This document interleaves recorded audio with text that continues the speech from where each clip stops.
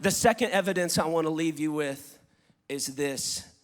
It's the character witnesses of Jesus. Jesus had people, listen to me, who vouched for his godship, for his deity. Let's think about the people who vouched for the fact that Jesus was God. First and foremost has to be the person who spent the most time around him, his mama. Mother Mary. Mary believed her son was God. Now, Beth and I, we love August. But this woman will never tell you, my little dude might be God. Okay. Seriously, he's the furthest thing from that. Great, cute, but we are working on his godliness, all right? He is not saved yet. Mary believed he was God. Now, some of you could think, oh, Keenan, moms believe all sorts of weird things about their kids because they love them. Okay, like my mom believes I have the voice of Mariah Carey when I can't carry a tune in a bucket, all right? Like moms believe all sorts of weird stuff. I'll give you that. Here's the crazy thing. It wasn't just Jesus' mom he had convinced. It was his own brother as well. Like it's one thing for you to convince your mama. It's a whole nother thing for you to convince your brother you are God. Like I've got two younger brothers, and I would love to believe that if they were handed this microphone, they would come up here and with all the integrity they've got, they would say, you know what, Keenan Clark is a legitimate man of God. We have seen the fruit of his life. I believe you should listen to what he has to say tonight. I would love to believe my brothers would say that. I believe they would. But what my brothers will never say is, you know what, guys? I think Keenan may be God. He may be the second coming of Christ. Like they will never say that because it is the furthest thing from the truth. Brothers know who you are. And Jesus' own brother James was convinced he was God. Can I tell you how convinced he was? He died for it. We'll get to more of that later. But it's not just Jesus' own family. It's one thing to hoodwink your family. Jesus' closest disciples believed he was God. I don't know about you, but typically the closer you get to somebody, the more of their flaws you see. You ever notice that? It's one of the reasons why they say, don't meet your heroes. They'll let you down. You will see just how human they actually are. Typically, as you get closer to somebody, you see their flaws. But it wasn't so with Christ. The closer the disciples got, the more boldly they were about their faith that he was the Son of God. And you see in the Bible, Jesus had some disciples that were closer than others. You understand that? Some of us can be closer to God than other people.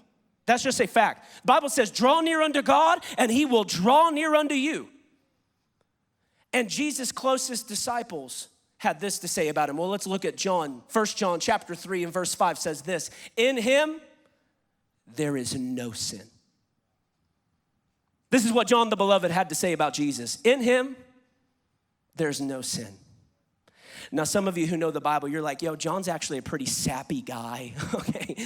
Like he's kind of like laying his head on Jesus at the Last Supper, and he's just kind of like one of those feely, touchy types. Maybe he's rounding up on Jesus.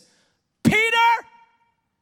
It's one thing for John to be like, I'm gonna round up on you. Peter ain't rounding up on anybody. Peter gonna come around with a sword and chop your ear off, okay? That's what Peter's gonna do.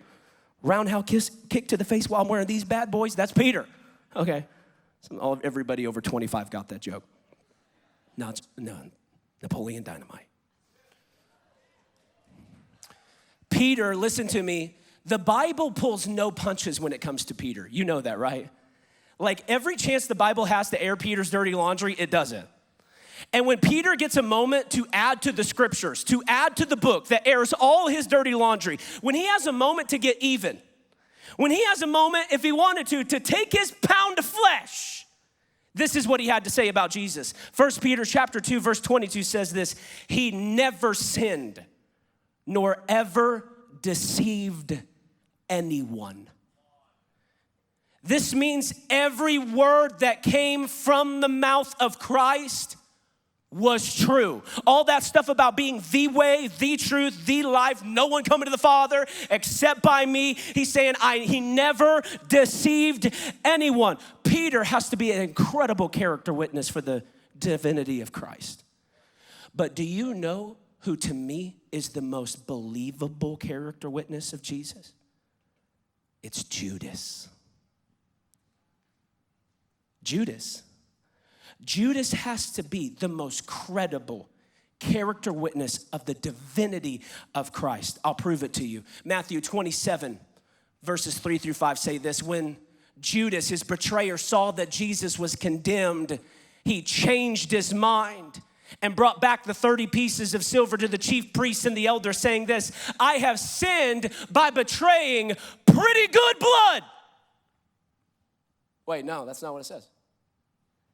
He says, I've sinned by betraying blood that really tried hard to be a really good person. That's not what it says either. He says, I have sinned by betraying innocent blood. Not blood that tried real hard, not blood that did their darndest. I betrayed innocent, completely guiltless, never stepped outside the line. Though I am betraying him, he never did wrong by me, and I am guilty of it. And he came forward, and you know what he did after this? After throwing the 30 pieces of silver down, he went and he hung his life literally on the fact he believed Jesus was innocent. Judas hung his life, hedging his bet in the direction he had just betrayed God. Judas has to be the most powerful character witness of who Jesus actually is, that he's really God, that he really is God incarnate, that he really is who he said he is, and you can bank the rest of your life on it. The character witnesses of Christ are an evidence to me.